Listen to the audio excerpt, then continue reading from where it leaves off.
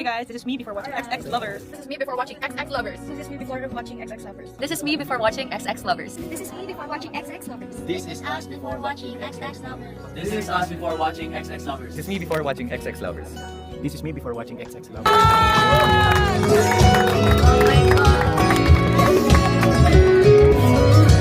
Best friend mo lang! Stop! Manood kayo!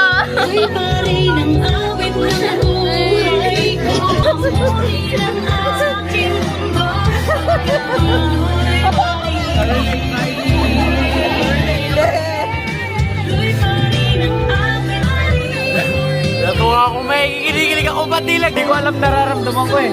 Naiyak ako, nakinikilig na. Gusto ko magkakaroon sila in real life. Ako nga. Sobrang lalim ng pinagugutan. Grabe, panoorin niyo. Nakakaiyak. Hindi ko expect yung ending. Ganda. Ganda. Pwede ba best friend Pro Max? Pwede din naman mag-best friend talaga. Pwede na yun!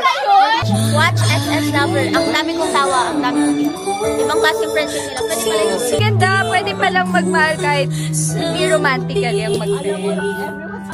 Namimiss ko tuloy ma-in love.